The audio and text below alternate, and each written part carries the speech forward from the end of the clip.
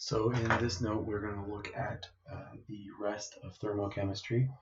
In Unit 5, we talked about the conservation of energy with respect to enthalpy, which was the heat of reaction.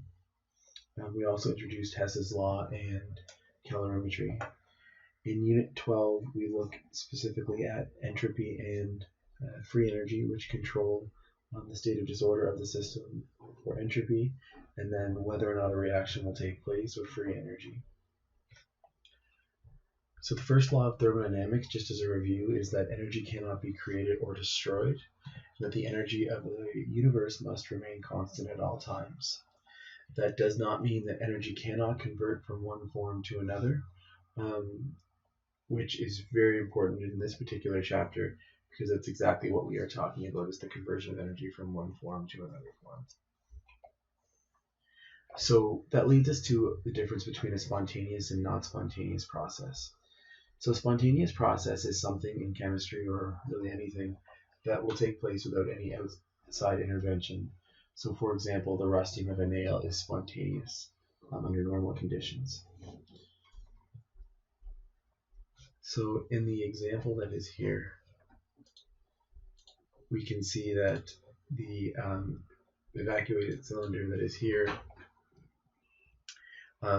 when the stopcock is opened, this gas will exit the 1 atmosphere 1 and split its pressure to half the atmosphere between each of them. That process is considered spontaneous. It would be considered non-spontaneous, however, for the reverse of that to take place. If I had two gas containers, one here and two here, for us to open that valve and then for all of the gas in container A to go back into container B, it is very, very unlikely. So for any process that is spontaneous in one direction, it will be not spontaneous in its reverse reaction. So again, we see the example of the nail here, where we go from a simple nail that would be left outside in our atmosphere at standard conditions. It will rust over time. That process is spontaneous. It is, however, very unlikely that a rusty nail is going to become unrusted under the same conditions. So again, a reaction that is spontaneous in one direction will be non-spontaneous in the reverse reaction. Whether or not a process is spontaneous is definitely temperature dependent, and the example here is looking at ice. The process where we see ice traveling from its solid form to its liquid form at temperatures above 0 degrees Celsius, assuming pure water, it would be spontaneous. However, the reverse of that process would be spontaneous if we are below freezing. So in this particular example, we are looking specifically at the temperature dependence of a chemical process, in this case a physical change, for depending on the conditions that it's in. So now we get into this concept of reversible processes, and it's kind of a theoretical idea.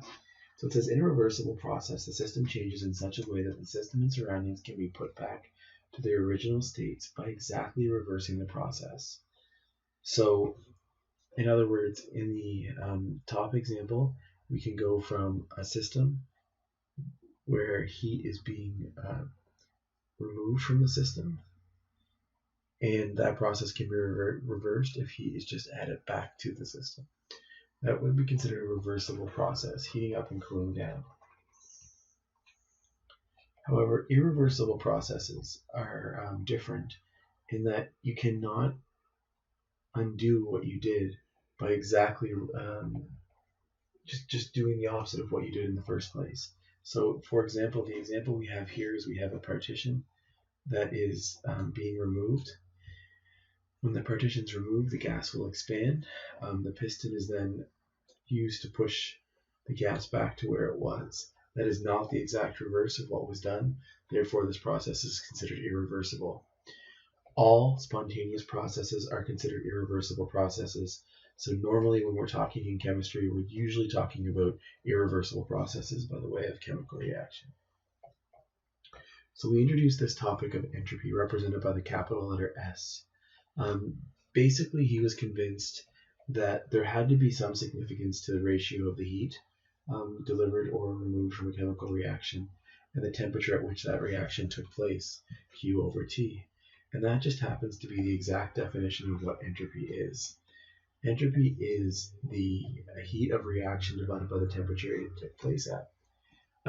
More specifically, entropy is actually a measurement of how random or disordered the system is. As entropy increases, so does the disorder of the system. So what we can think about here for an example of entropy would be ice to water. In the solid state, water has some disorder, but not very much. Water molecules are in a very fine crystal state. Then when heat is added, those molecules gain energy, they spread out, they become less structured, therefore more disordered. So the process of water going from ice to liquid would be considered an increase in entropy due to an increase in disorder. So entropy is a state function, meaning that we measure entropy from the final position and compare it to where the initial position was. We don't necessarily take into account all the steps along the way.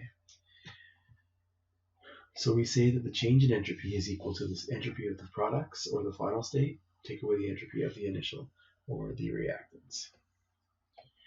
So for a process occurring at constant temperature, which in thermochemistry we call an isothermal process, the change in entropy is equal to the heat that would be transferred if the process were reversible divided by the temperature. So we end up with this particular equation. And this particular equation simply allows us to do a little bit of work. Now, one of the cool parts about Q is that we know at a constant pressure that Q is equal to delta H. So we can calculate entropy changes by knowing what the enthalpy change was at a given temperature, assuming constant pressure. So now we take a look at the second law of thermodynamics. The second law of thermodynamics simply states that the entropy of the universe must increase for all spontaneous processes. That does not mean that the entropy needs to increase for the reaction. It just means that the net entropy of the system plus the surroundings needs to increase. So for a reversible process, a change in entropy for the universe must equal the change in entropy of the system plus the surroundings. If reversible, that will be equal to 0. However, for an irreversible process, you will see that the entropy of the system and the surroundings will be greater than 0. In other words, the universe will tend to become more disordered. So anytime something happens in a chemistry lab or in the universe spontaneously, then the entropy of that universe must have increased. That's what the second law of thermodynamics is stating, that the disorder in the universe must increase for all spontaneous processes. So now that we've talked about just briefly about disorder and how disorder is connected to the universe, we look at what entropy means on a molecular scale. Ludwig Boltzmann, he described it based on this idea of microstates. So he first looked at some basic properties of a chemical system, like temperature.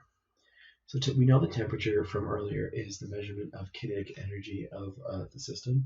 And remembering that kinetic energy, average kinetic energy, and average kinetic speed is not the same because kinetic energy would be dependent on the mass of the particles.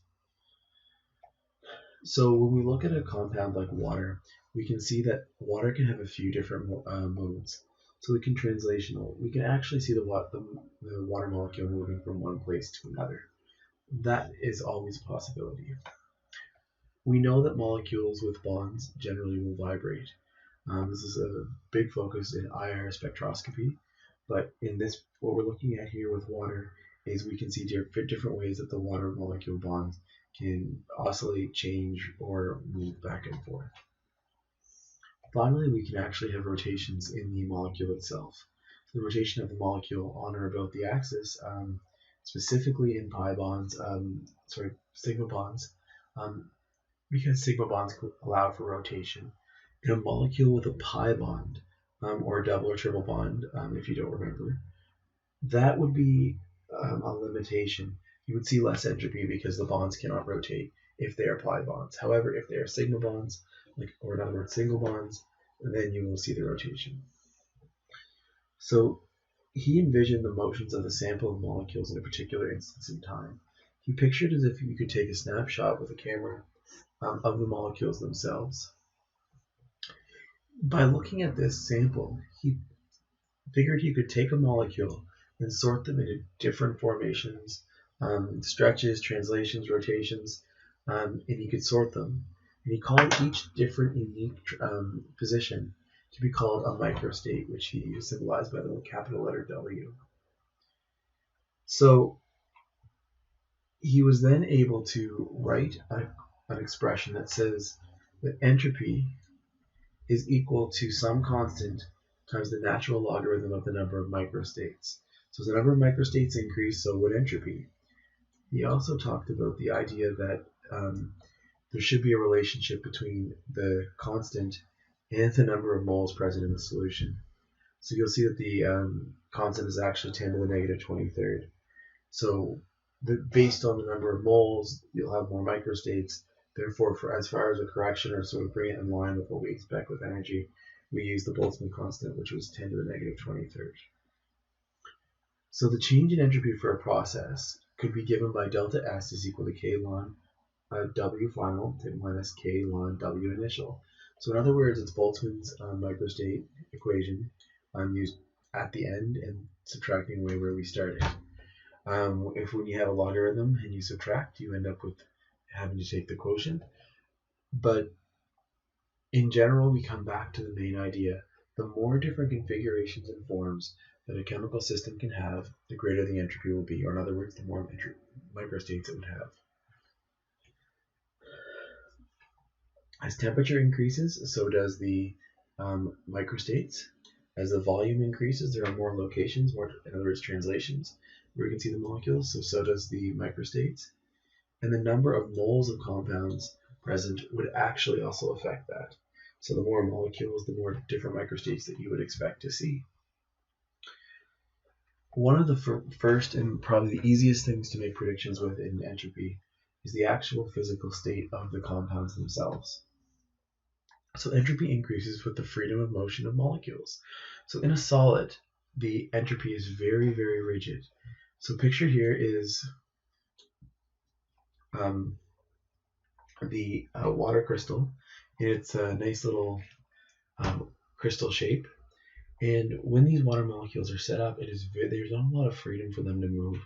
Rotation and translation is all but limited, and vibration would, of course, slow down with lower temperature.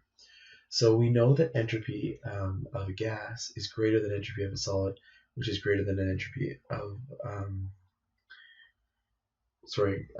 entropy of a gas is greater than the entropy of a liquid, which is greater than the entropy of a solid. So this would be the number one relationship that I'm looking for when I'm being asked to make a prediction on entropy in a chemical equation. The concept of solutions, going back to chapter 13, is very simple. As something dissolves or dissociates, the entropy increases. Simply put, there's more individual particles, so therefore there's more possible microstates, so there's a higher entropy. So in general, the entropy increases, and here are the big ideas.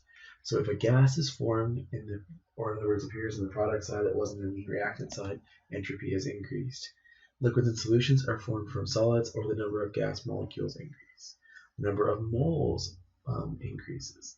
So in the example here, looking at this gas one, what we see that we have 2 moles of nitrogen monoxide plus 1 mole of oxygen gas going to 2 moles of nitrogen dioxide.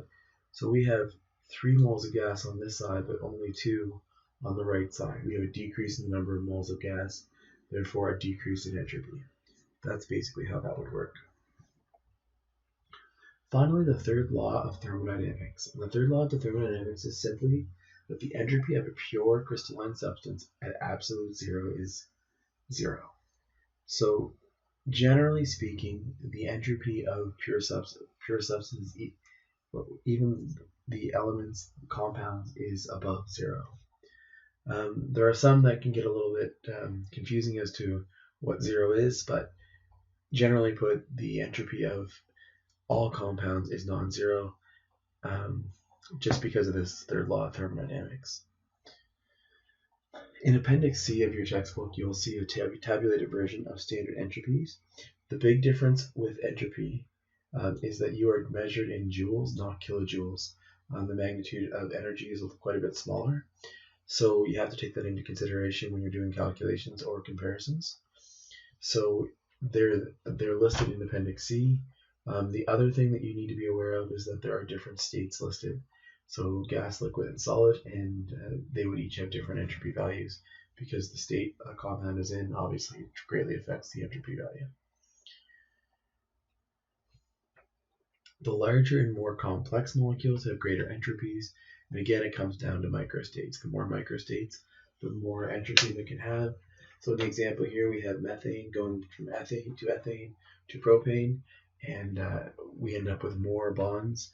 And then we can get into the idea of the fact that this is a sigma bond, so it's a singular bond, which means that this bond is rotating, which gives us a whole other level of entropy or microstates to consider.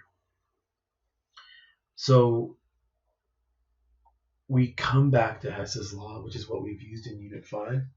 You've seen this equation before. This equation simply says that the entropy of the overall chemical reaction is equal to the sum of the entropies of the products minus the sum of the entropies of the reactants, all raised to multiplied by to the power of their coefficient. Also remember that where you see the degree symbol, that is indicating standard state and standard conditions. So the values you see in Appendix C would be standard condition values. And when we get later into this section, we're going to have a look at situations where standard state is not being held.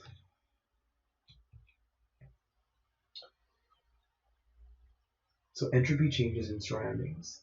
Heat that flows into or out of the system changes the entropy of the surroundings. For an isothermal process, that's a process where temperature is not changing, the entropy of the surroundings is based on the negative change of the heat of the system over the temperature. So at constant pressure, we can say that the heat of the system is simply the enthalpy of the reaction. So that's kind of a big idea for us, because a lot of our chemical reactions are done at constant pressure, or basically room pressure. And the entropy of the universe, again, is composed of the system and the surroundings. So the entropy of the universe is equal to the entropy of the system plus the surroundings. And a reminder that for all spontaneous processes, the entropy of the universe is greater than zero.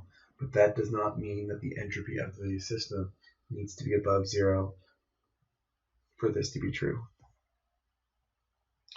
So since the entropy of the surroundings is equal to the heat of the system over T at constant pressure, we can actually write that the entropy of the universe, looking here, is equal to the entropy of the system plus the enthalpy of the system over T. Now, we're getting into kind of a big idea here. We're looking at the conservation of energy, where the entropy of the universe and entropy of the system becomes sort of leading us to try and predict whether or not a chemical reaction is going to take place. So one of the first things we can do is we can multiply both sides of this by T, and that gives us negative T entropy change of the universe is equal to the enthalpy of the system minus the temperature times the enthalpy of the system. And that will lead us to something called Gibbs free energy. In other words, the change in entropy of the universe multiplied by the temperature, the absolute temperature in Kelvin. We use this so much that we actually call it Gibbs free energy. So Gibbs free energy is, again, looking at something that's very important, because remember what we started with, that in order for a reaction to be spontaneous, it must increase the entropy of the universe. So what we're saying here is that if delta S is greater than 0, then we can actually make predictions on whether or not a reaction will take place. So when delta S of the universe is positive, delta G is negative. So when we find that delta G is negative, or Gibbs free energy is negative, a process is considered spontaneous.